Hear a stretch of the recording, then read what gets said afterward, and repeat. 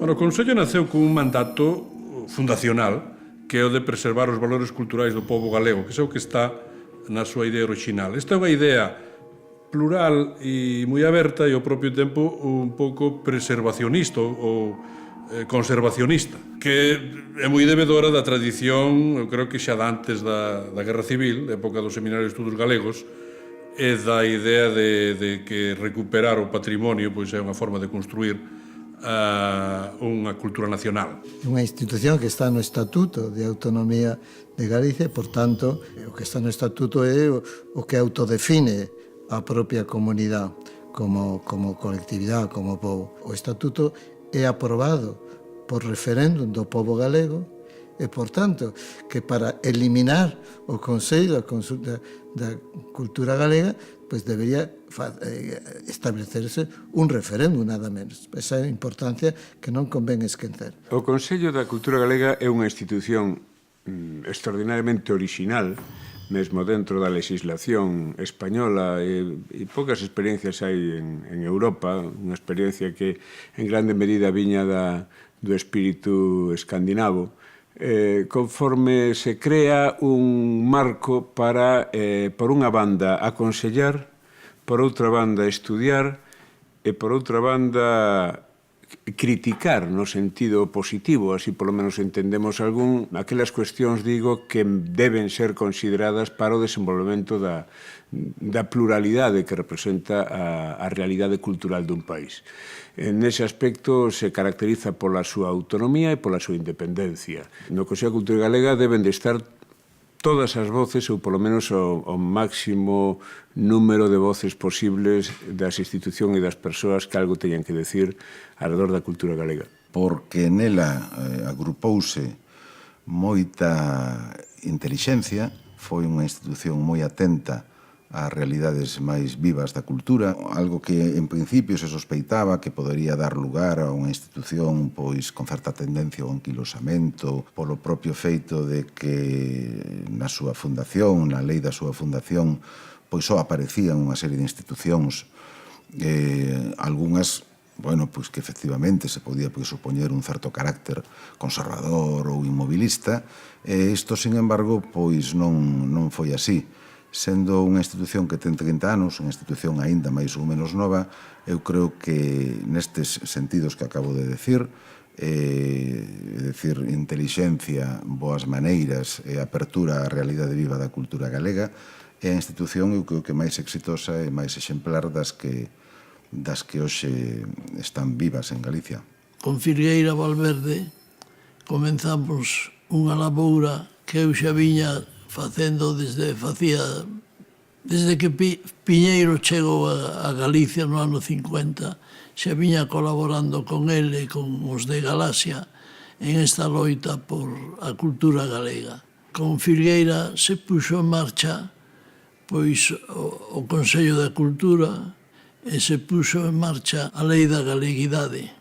E, naturalmente, isto foi o berce desa recuperación do galeguismo aquel que soñábamos todos coas xentes da xeración nós e do Seminario de Estudios Galegos. De maneira que eu quedei moi contento por esta recuperación do galeguismo tan necesaria para unha nacionalidade histórica como Galicia, con unha lingua como a nosa tan belida. A idea fundamental era non solamente asesorar, digamos, a Xunta de Galicia, sino tamén, digamos, ter unha capacidade de iniciativa. Había como tres funcións de asesoramento, de manter, por tanto, de revivir e fomentar e impulsar o coñecemento da cultura galega non só dentro de Galicia, sino dentro do mundo. A idea do Concello de onde nace? Pois non había ningún precedente. É dicir, no Estatuto de Autonomía do País Vasco, o único que hai é un artigo que refírese á Academia da Lingua Vasca. E no Estatuto de Cataluña non había ningún precedente, tampouco. E penso, e podo falar en primeira persona, xa nesta altura da miña vida non vou a presumir innecesariamente do que non é verdad.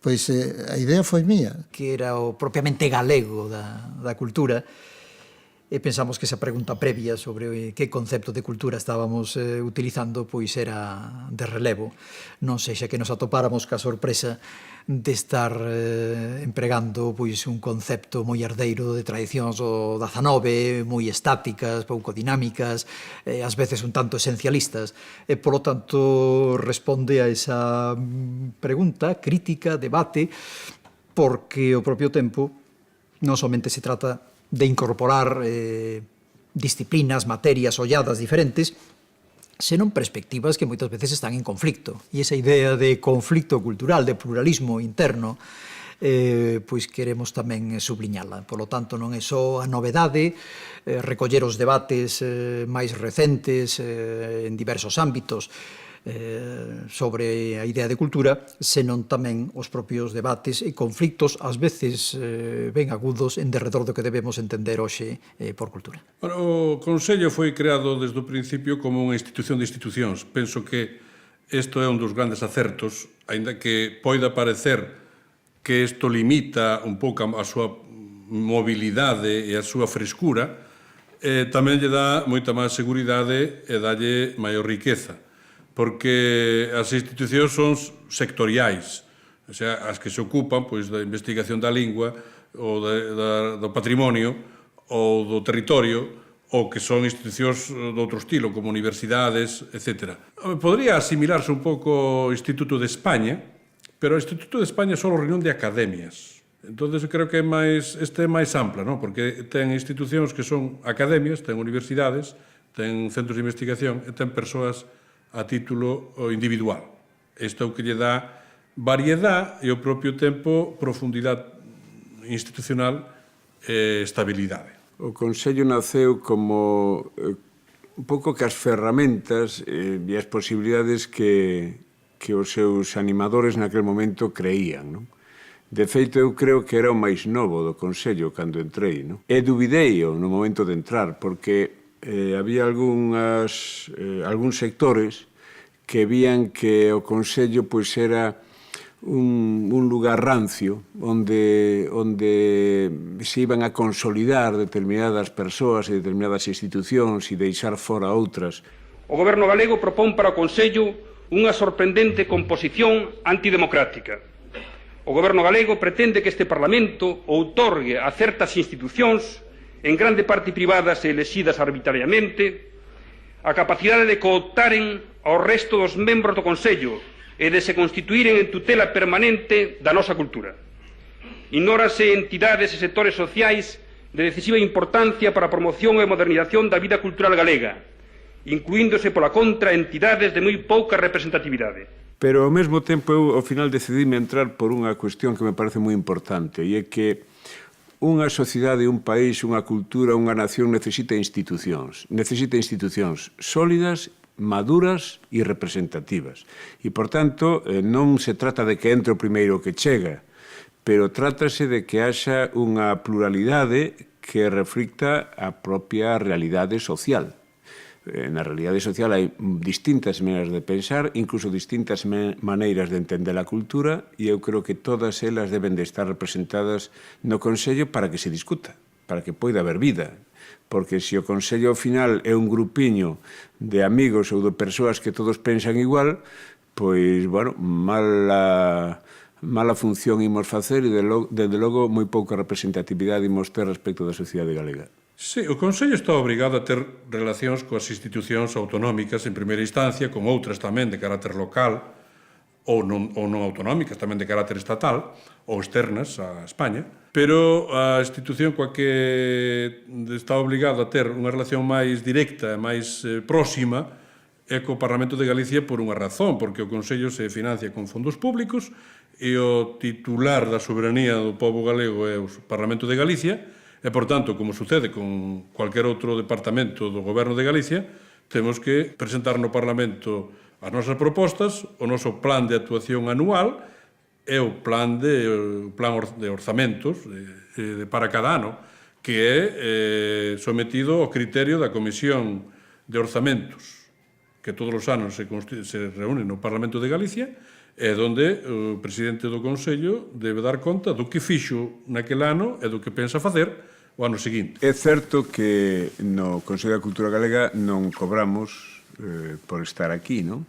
Para nós é un honor, e como tal honor síntome pagado. Nos queremos construir un país dunha certa maneira, queremos contribuir pois, ao, digamos, como se decía en épocas así, con unha expresión algo máis ribomante, o florecemento da nación, e estamos aquí tamén por un compromiso con Galicia, coa lingua galega, coa súa cultura. Bueno, o Consello ten que manexarse con independencia porque é independente. Por tanto, sempre independente no sentido de ter criterio propio, de ter unha liña de ruta propia, de ter unha programación, unhas políticas propias, e ao propio tempo buscar a concertación, a cooperación institucional, a non estar aillado, non ter unha concepción holística de pensar que isto é todo, non? Ten que ter independencia, porque senón, digamos, convertiríase o Consello da Cultura Galega en unha especie de departamento de propaganda do goberno de turno, calquera que sea o seu cor, non?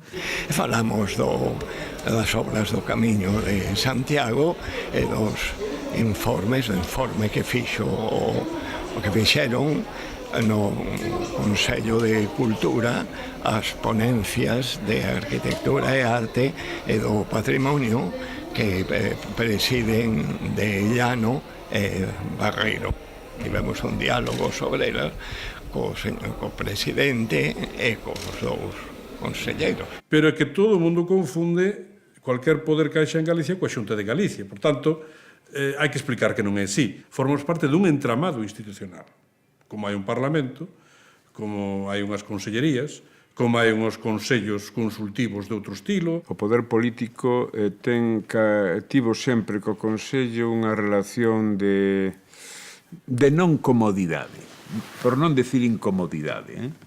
De non comodidade, por qué? Porque no Consello hai moita xente que é crítica respecto da política que se está facendo e que é crítica da política que está facendo o Partido Popular, pero que foi crítica tamén con aspectos da política que estaba facendo o bipartito. Na época do bipartito, o Consello da Cultura Galega tamén tivo posicións críticas respecto do que se estaba facendo, ou mellor dito, do que non se facía. A min gustame moito unha frase daquela escritora belga fantástica, Marguerite Yourcenar. Ela decía que o día que logremos ser a mala conciencia dos políticos e dos que toman decisións, a batalla está a medio ganar. O Consello, que é unha institución, non ten que estar todos os días no periódico con titulares montando bronca. O papel do Consello é incidir naquelas persoas, naqueles representantes do poder político ou que teñen capacidade de decisión para comunicarlles que as cousas están facendo así ou que nós creemos que se poden facer desta outra maneira. O Consello non é un órgano consultivo que se limita a emitir informes do que lle piden, senón que debe tomar iniciativa propia porque ten a capacidade de observar que está sucedendo na realidade cultural galega, que para iso estamos aquí. O Consello supuxo un revulsivo e un achegar informacións moi novas que de alguma maneira supoñen o caldo de cultivo de moito da cultura e do traballo intelectual que se está facendo hoxe en Galicia. Unha vez que se rompeu, por falar así, esta barreira dos 10 ou 15 primeiros anos onde de alguma maneira se estaba facendo algo que non se tiña feito ata agora, o Consello entrou nunha dinámica, vamos chamarlle, progresiva, pero non xa tan evidente ni tan rompedora como foi a primeira. Etapas, pois dentro desa continuidade hai unha primeira etapa que é a que preside Ramón Piñeiro, que é unha etapa de intendencia, atrevo-me a decir, de buscar acomodo, de buscar unhas instalacións dignas, de buscar recursos, de fortalecer a institución.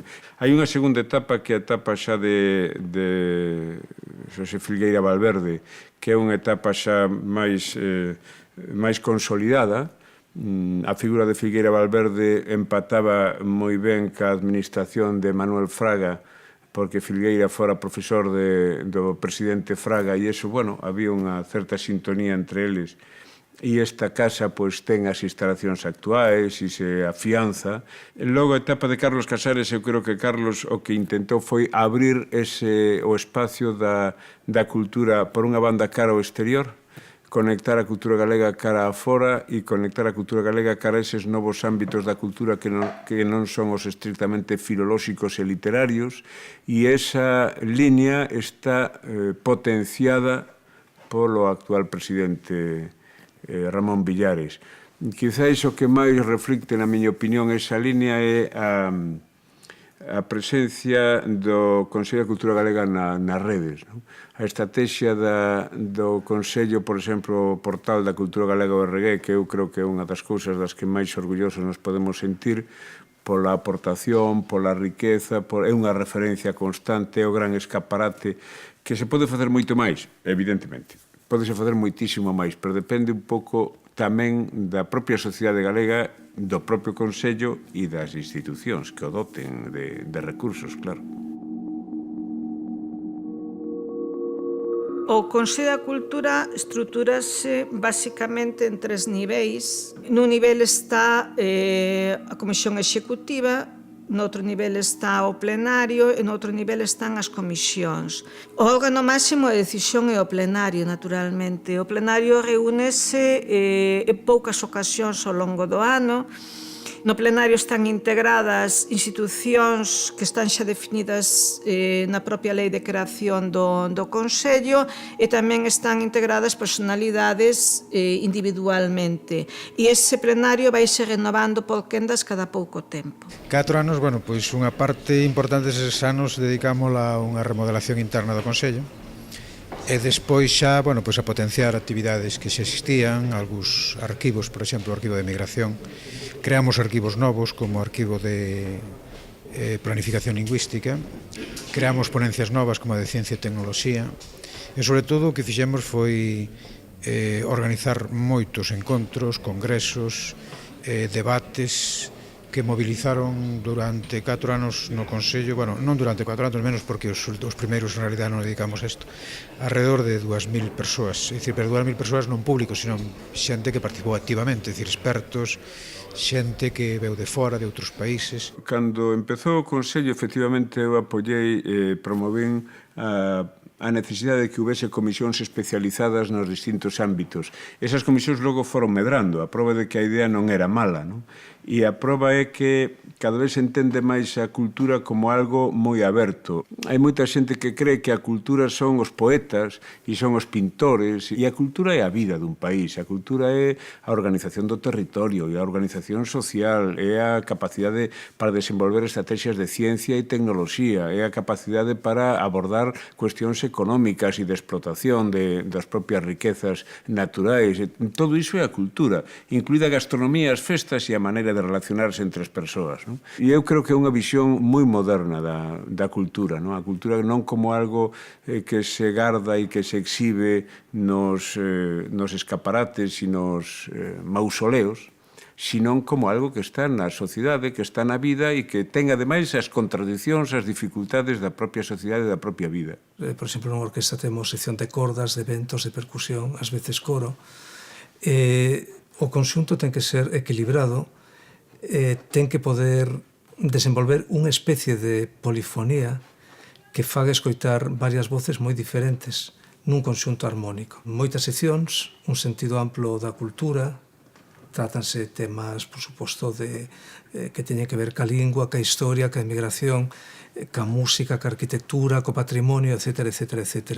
Pero todo isto é un conxunto humano que fai reflexións, que fai propostas, as fai dende un ámbito do racional e non tanto da paixón. O Consello realmente naceu xa con unha idea moi clara de que a cultura tiña que ter en conta o feito científico, os feitos da ciencia, porque a ciencia, de alguma maneira, constituía parte da cultura contemporánea e, polo tanto, non podía excluirse en ningún momento, en ningún sentido, do que eran as áreas de traballo do Consello. De alguma maneira, era tamén herdeira da idea que tiña o Seminario de Estudios Galegos, porque o propio Seminario de Estudios Galegos, que para algúns poido ser o antecesor do que é o labor do Consello da Cultura Galega, tamén tiña moi claro que que as seccións científicas estaban e formaron, de feito, parte da estrutura interna dos seminarios de estudos galegos. Polo tanto, o Consello xa naceu con esa idea desde o primeiro momento. E na primeira configuración do Consello existía unha área que se chamaba de Patrimonio Natural. Patrimonio natural no sentido de estudar, recoñecer, poñer en valor todo o que existía da natureza en Galicia. Creo que o sector da cultura científica foi enriquecéndose bastante de prácticamente non haber nada. Hoxe, o que se fai na cultura científica no Consello é algo que é perfectamente homologable a todo e incluso superior en moitos casos ao que se está facendo no resto do Estado. Proxectos para a creación dunha Escola Superior de Arte Dramática en Galicia hainos desde finais do século XIX.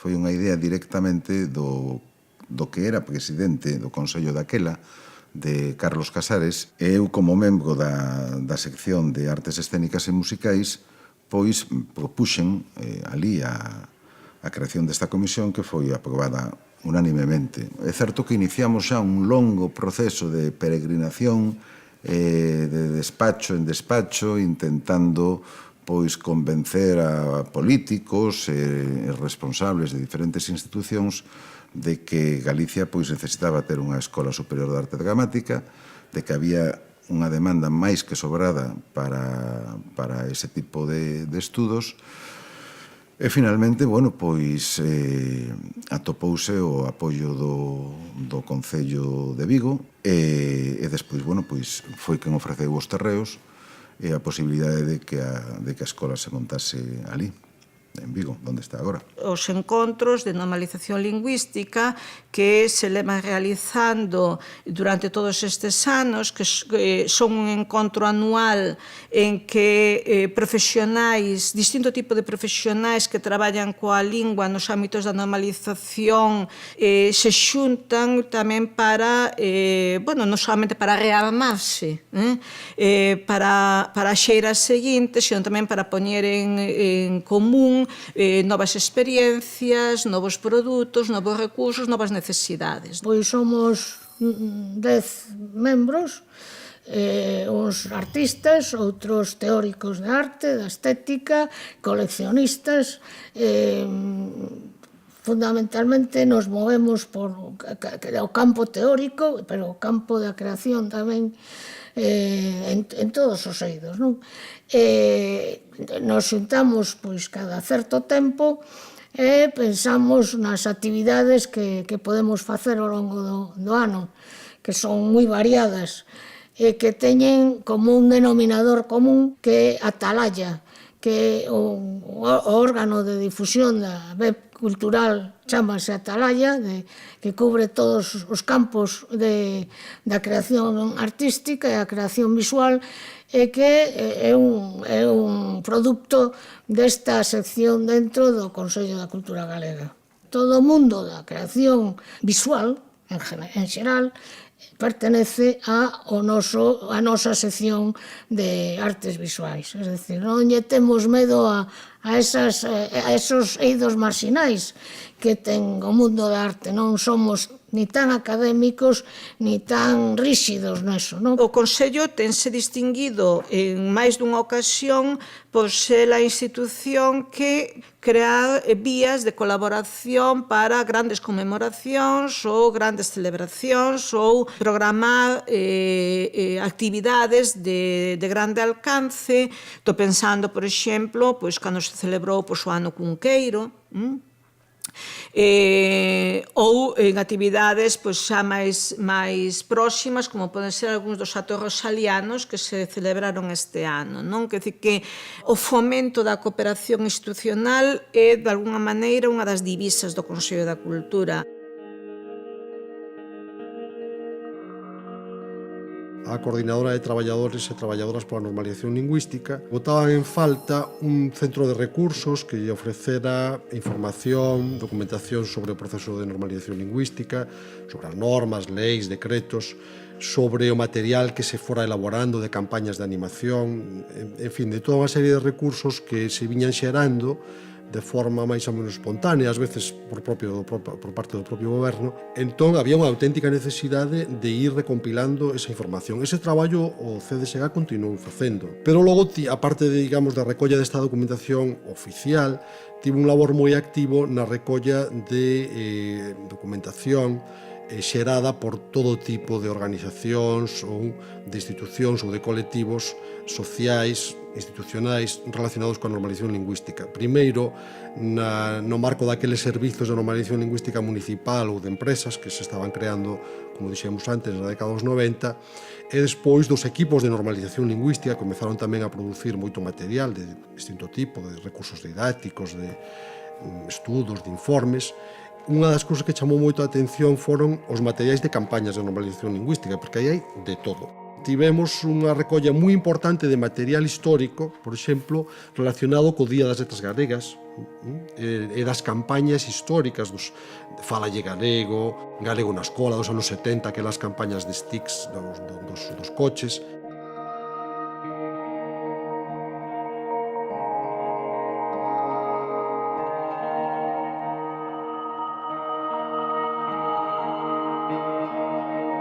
O Arquivo Sonoro de Galicia é un proxecto que naceu alá polo ano 1991. Aquí había unha serie de experiencias recentes, como era a de Dorotea Xúbar e Antón Santamarina, recollendo todas as súas cantigas por Galicia adiante, que configuraban un volume importante dunha memoria oral que víamos que se nos esvaía. El Terenciño do Norte, el Terenciño norteiro,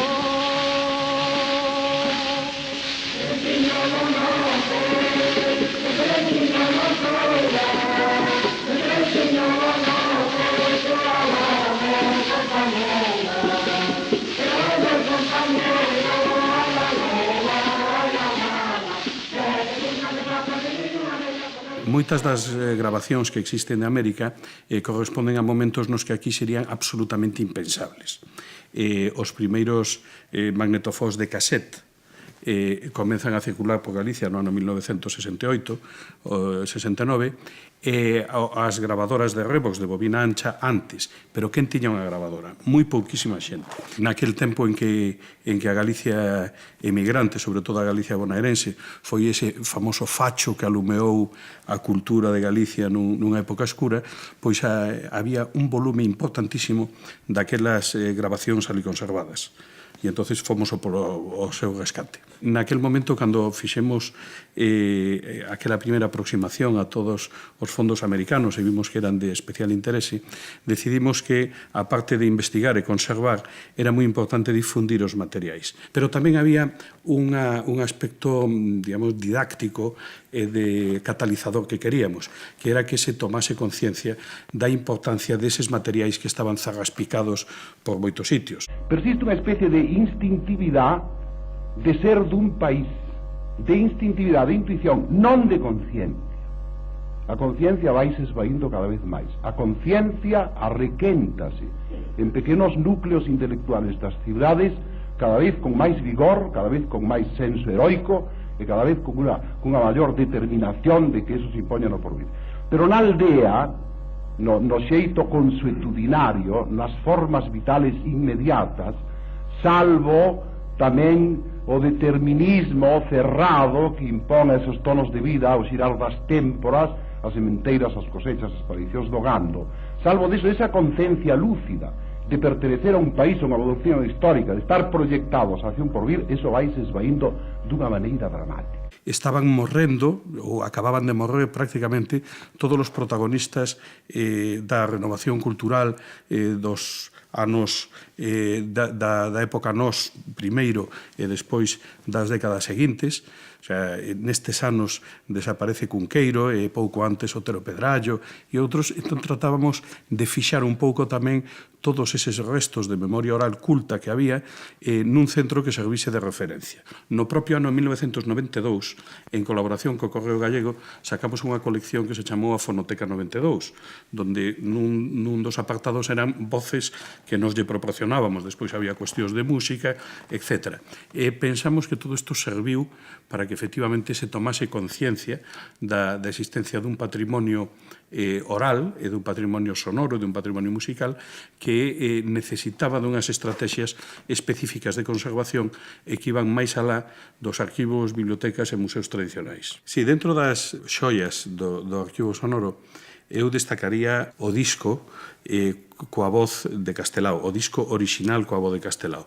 Trátase dun disco de papel, de cartón, que leva unha imprimación por riba dunha xelatina, que se utilizaba naquela época para mandar por correo desde América a Galicia coa voz dos familiares. Por iso se chama un fonopostal. Ese disco é moi curioso porque foi grabado o día 2 de setembro de 1942 no Correo Central de Bos Aires, ao lado xusto da Casa Rosada, e conservouno a familia de Fernando Iglesias Tacholas, como ouro en pano. Fernando Iglesias Tacholas tivo a boa ocurrencia de alá nos anos 50 facer copias dese disco en cinta de carrete aberto para mandar a Galicia a varios puntos. Esas copias que circularon permitiron conservar para sempre a voz de Castelao, o que nos debe de levar á reflexión de que só se conserva o que se comparte. Ademais que ten unha serie de lendas despois moi curiosas. Eu coñecín a bonaerenses que andaban detrás do disco para destruílo, para que non se conservase a voz de Castelao en castelán e non en galego.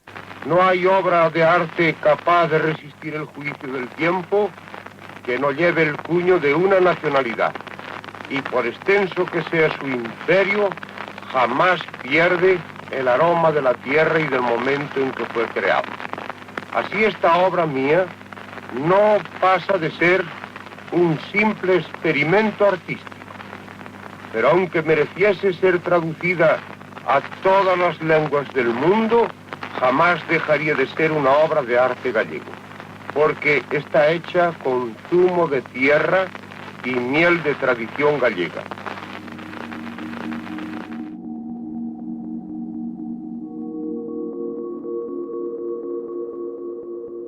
O Arquivo de Emigración Galega nace á altura de 1992. Eu creo recordar que bastante impulsado por unha conmemoración que se viña encima, que era precisamente pois, o famoso quinto centenario, non? Que tantos nomes tuvo, pero que ao final era o quinto centenario. En aquel momento preparouse unha contribución por parte de Galicia, que foi unha exposición magnífica que chamouse Galicia América, ca intención de poñer en valor pois, os vencellos entre Galicia e América, desde o punto de vista histórico, non? Pero realmente pois a primeira conclusión que dali se sacou foi que, a pesar de que era unha relación secular, esta dos vencellos históricos, realmente era a partir da etapa contemporánea cando se facían máis profundos, non? Entón, eses vencellos centrábanse na historia da emigración galega. A partir de aí, pois, ese interés por traballar sobre a emigración galega deu lugar tamén pois, ao interés pola recopilación de distintos tipos de fondos ca intención de ir creando paseniñamente pois, un arquivo da emigración. A veces por coyunturas e incluso por relacións de carácter persoal, foise facendo pois, un camiño de intentar recuperar toda a documentación ou a meirande parte da documentación que estivese fora, non? Mandouse comunicación aos diferentes centros galegos espallados polo mundo, preguntando primeiro que fondos tiñan, en que situación estaban, en que estado de conservación. A gama de fondos que ten o Arquivo de Emigración é realmente moi amplia, non? Hoxe en día temos fondos documentais, fondos hemerográficos, fondos bibliográficos, fondos sonoros, e despois, dentro destas grandes clasificacións, temos, pois, subtipos documentais, non? Un arquivo de emigración pode atopar desde pasaportes de emigrantes a cartaces das compañías navieiras que facían a viaxe a América, a billetes de avión para Europa, no fondo gráfico pode encontrar, pois, evidentemente, fotografías de personalidades da emigración, de vida cotiá, de traballos que desenvolvían os emigrantes, de saídas e chegadas nos portos.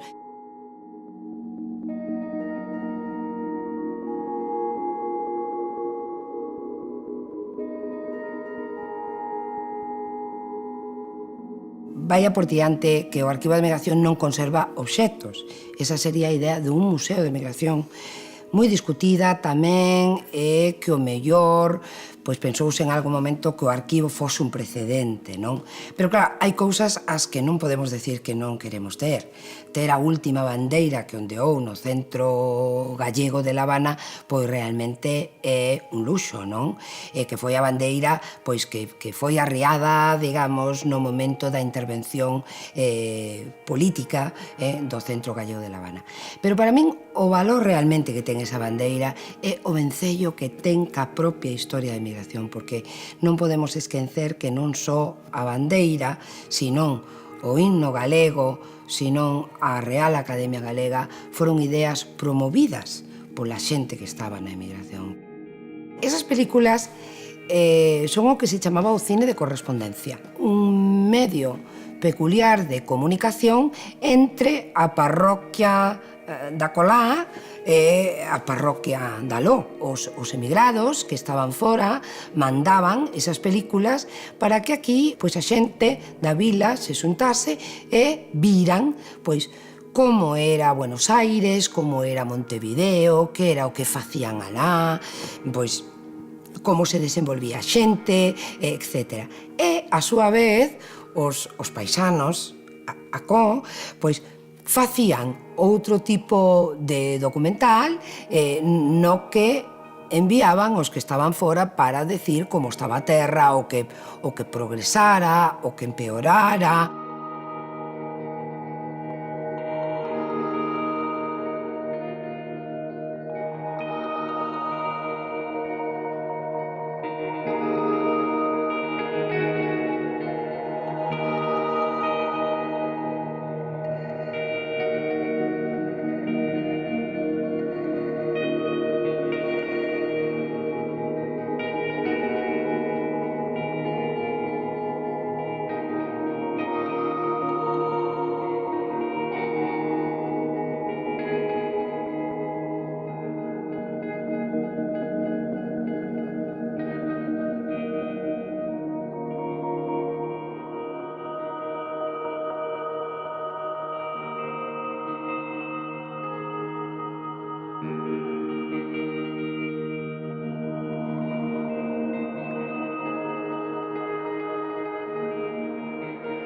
O Consello aboga porque haxa unha definición global de acción exterior de Galicia, é dicir, interinstitucional, e aboga porque a cultura forme parte desa acción. É dicir, o Consello non pode facer toda a acción exterior, pero reclama e defendo eu personalmente, creo que defendo o Consello, a necesidade de que haxa unha presencia moi importante da cultura no diseño da marca país. En xeral, a presenza de Galicia no panorama cultural internacional é relativamente escasa.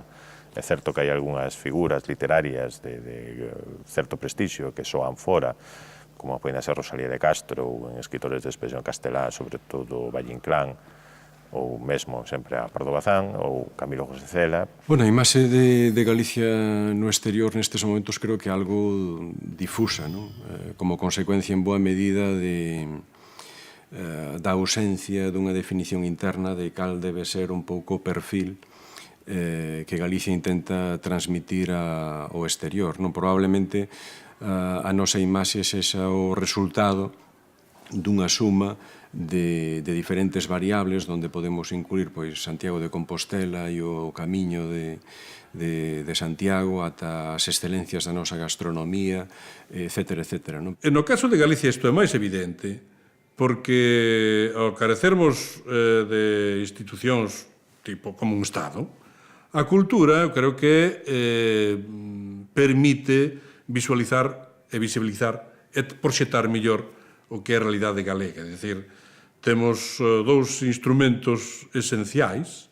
Un é o ser o punto de término dun camiño de peregrinación.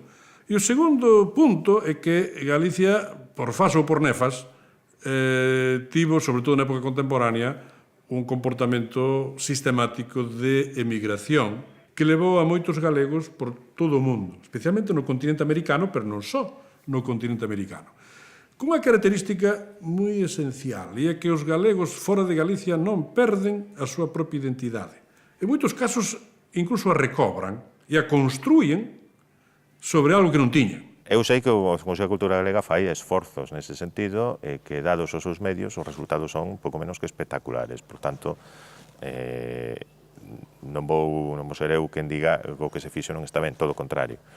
Sí que penso que igual hai que destinar algúns esforzos menos ao ámbito latinoamericano, ao ámbito lusófono, ao ámbito hispanófono, e hai que venderse un pouco máis noutros ámbitos. Onde hai que estar presente en Nova York, onde hai que estar presente en San Francisco, onde hai que estar presente en Berlín, onde hai que estar presente en Londres, onde hai que estar presente en París. Son os lugares onde hai que estar presentes. Bueno, creo que o papel do Consello no ámbito da proxección exterior da cultura galega é moi importante. Eu diría que determinante, non? Sobre todo porque o Consello primeiro ten a legitimidade, a capacidade e o recoñecemento para poder pensar estrategias que aínda non están suficientemente definidas, pero ademais é un referente do consenso a nivel sociocultural e incluso político e administrativo, indispensable para que estas políticas teñan sentido de futuro, teñan constancia e perseverancia, que non teñamos que andar a mudalas, como acontece con tantas cousas, pois cada 4 anos, cada 8 anos. É dicir, a cultura é unha cuestión o suficientemente sólida e importante como para que sexamos capaces como sociedade, como país, de consensualas, de facelas política de Estado, entre aspas, e creo que aí nese sentido, sobre todo nestes momentos de certa crispación social e política, é importante potenciar aqueles elementos de consenso, é a cultura, e desde plataformas de consenso, como pode ser o propio Consello da Cultura Galega, non? E aí ten un espacio fundamental no que compre actuar con rapidez e con enerxía, non? Porque non basta, desde o meu punto de vista, aconsellar, senón que é necesario actuar. O que reclamo é que debe haber unha coordinación desa actuación, que gastemos os recursos da forma máis eficaz, e, en segundo lugar, que a cultura sexa un elemento esencial nesa diplomacia exterior.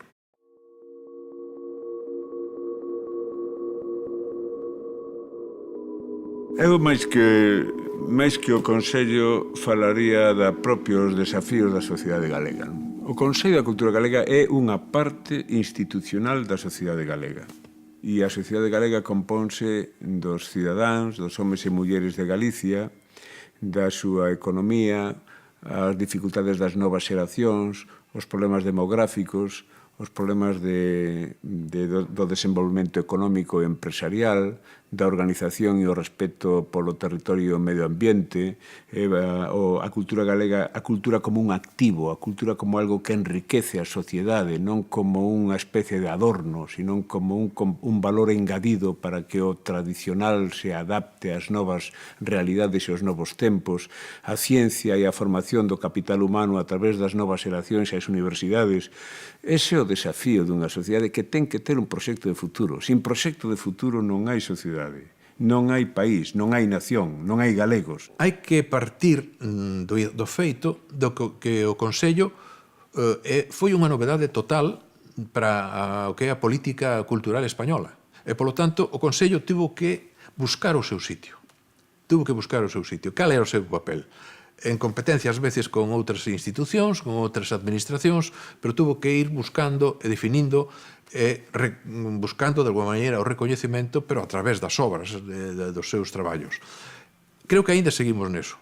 Creo que, porque o que vai cambiando é o contexto, pero o Consello, aínda que se vai situando, se vai aceptando, lóxicamente, como unha institución propia de Galicia, é moi importante, é un referente cultural indiscutible, sempre ten que estar nesa dinámica de atopar o seu sitio. E agora, o sitio témolo que buscar nun contexto moi complicado e, sobre todo, nun contexto impredicible. Eso é o máis difícil. Porque ata agora traballábamos con coordenadas que evolucionaban máis ou menos dentro de unhos cánones ou de unhas perspectivas máis ou menos controlables, ou por lo menos esperábamos ou pensábamos que eran coñecidas.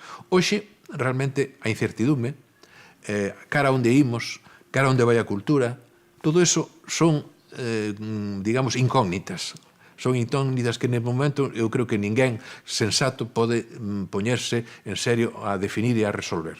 Eu creo que neste momento estamos tamén noutra situación, vamos a chamarlle crítica, en dous sentidos. No sentido de que estamos nunha crise económica, nun problema generalizado da sociedade, pero tamén nunha crise no sentido máis positivo que ten a palabra, senón de cambio, de reorientación cara ás novas expectativas, forzado, de alguma maneira tamén, pola crise económica. Ten que facer un esforzo para saber chegar a esa sociedade. Por lo tanto, eu creo que deberíamos facer unha autocrítica no Consello para ver como podemos utilizar os recursos dos que hoxe dispoñemos fundamentalmente as novas tecnoloxías para chegar á sociedade galega e informala, activala e dinamizala incluso, non?